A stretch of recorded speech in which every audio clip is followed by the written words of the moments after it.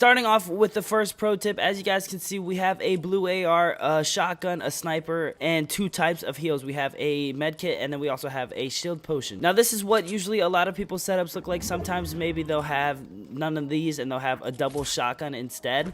But for this case right here, I did not find a pump shotgun here, so this is exactly what I'm rocking. This is what I normally would rock. Now, a lot of people like to separate their inventory with like categories. Like basically, everyone's gonna have their AR usually in the first slot. A lot of people end up doing this, so they keep their AR in the first slot, and then their shotgun in the second slot, and then their sniper in the third slot or fourth slot, because they keep all their weapons right next to each other, so that way when they're switching, they have their weapons right here ready to go. Now, sometimes it sucks. Like for instance, say we do want to rock a double pump. Let's pretend this is a pump shotgun, and we have basically our AR, we have our 2 shotguns, and then we have our sniper rifle and our shields. Now, what sucks about this setup, having your weapons organized by like, these are all weapons, so we're gonna have the weapons first and then the shields next. Some people make this mistake, but a pro tip is to put the sniper at the very end, no matter what it is. Even if this is shield pops or grenades or anything like that, whatever this slot is right here, it doesn't matter what it is.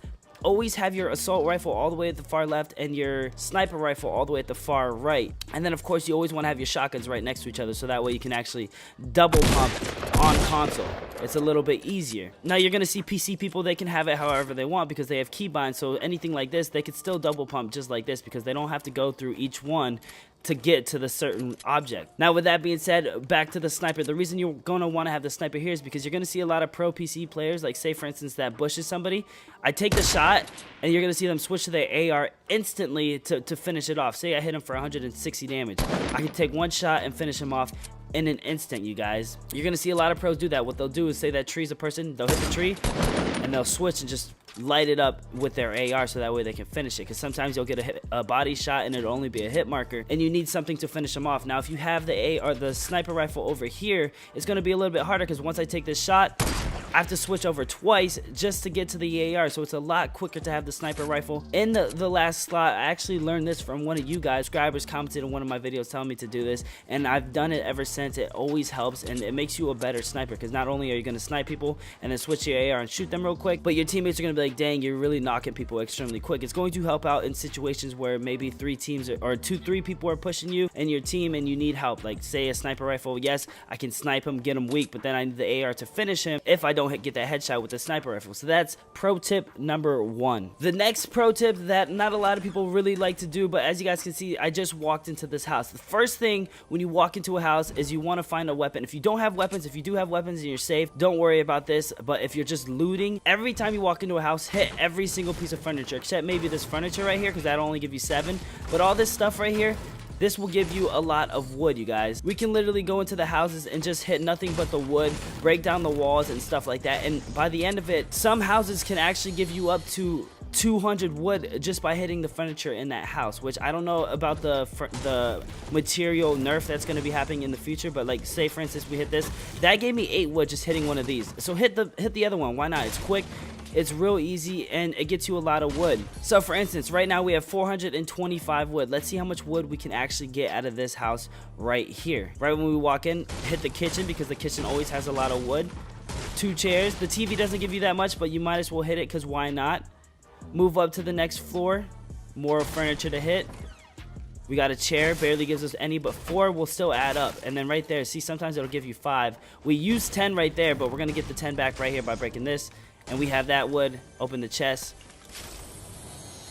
And now we have 511. So that house right there gave us 60 wood. Now it might not seem like that much, but if this house gave me 60 wood and that house gave me over there gave me 60 wood, that's already 120 wood just without even hitting trees or anything like that. If you hit the trees outside of it, you can easily get 200 wood just by hitting a simple 2 houses. I'm gonna show you another example over here.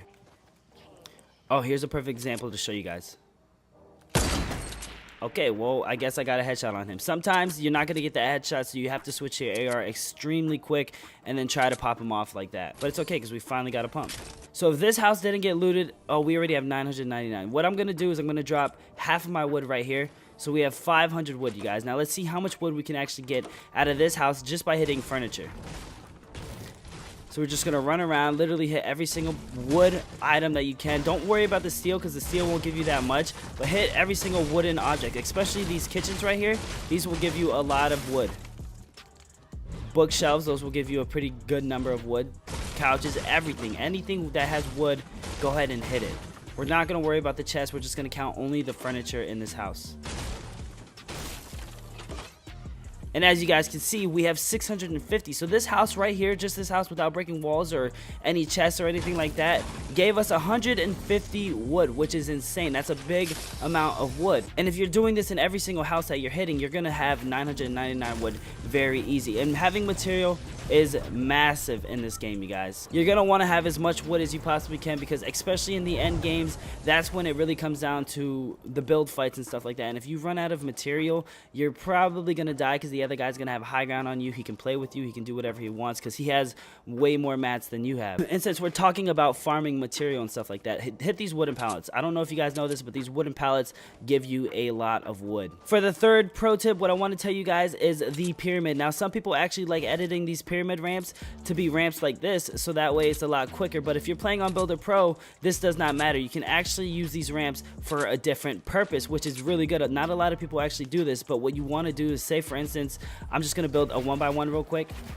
I'm just going to go up as high as I can. Not that high. I just want to go up a good number, a good height. So basically right here, say we're in a build off or something like that and I need to get down quick, but I don't want to sit there and do this and all the way down to the very bottom, because that's going to take too long, or I could end up dying, or I'm running away from the storm, or in certain situations where you're not going to be able to do that. What you want to do is you want to have this preset to these front 2 steps instead of the back 2, so that way it looks like this. So that way anytime you open up your mats and you go to your pyramids, you have down ramps ready to run down the hill, and then you can switch it back to this, switch it back to a down ramp, and it's that easy. Not a lot of console players actually do this, but it does help out a lot. Having this set to an automatic down ramp will always help you out in situations, especially in the final match when you're having a build off or something like that and you need to get down quick. Because say you guys have a build off in the storm, you end up winning, but you need to get down quick and you have like no launch pads or bounce pads or anything like that. What you want to do is you want to go ahead and set up your down ramps like this. That way you can easily get down and then jump and let the other ramp catch you. Not a lot of people know about that, or actually a lot of people do, but they just don't take the time to do it. And honestly, it does help out. It can improve your gameplay a lot. It's a pro tip for console players if you guys do want to become really good on console, because we... Oh, hang on, someone's right here. Oh, she's bad.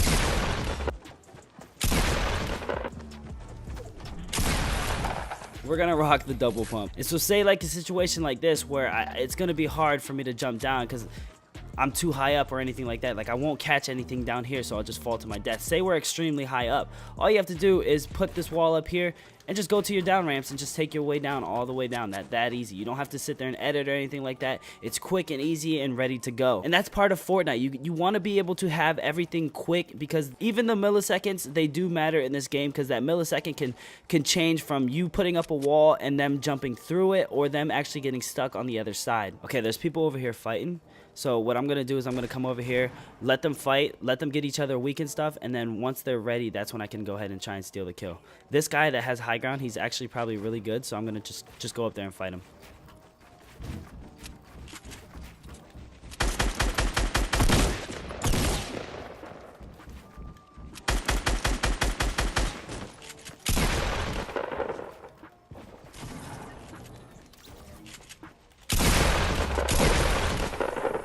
You let them fight it out, let them kill each other, and then you go ahead and do it. But you want to remain high ground whenever you're doing stuff like that. That's not one of the pro tips that I want to tell you. It's one of the tips that I do give on this channel, but it's not the pro tip. Now we're coming down to a situation where it's a 1v1. And I get a lot of comments of people saying that this is where they choke, this is where it gets hard and stuff like that. So I'm going to show you guys the best tips and tricks on how to try to win the 1v1 and stuff like that. So basically, I have no clue where this guy is. So what I'm going to do is I'm going to put a launch pad down. Because I have 2, oh crap, I'm gonna go find him. My goal, my objective is to find him, find out where this guy is. He could be, and I just heard him place a trap, so he's right here. Look at him. I can go for headshot, body shot, switch to your AR, and just light him up. And that's how you're supposed to do it. That's how these pros are doing it on console. That's why they're just getting a lot of kills, because they switch. I could have easily got a headshot, but I wasn't focused on that.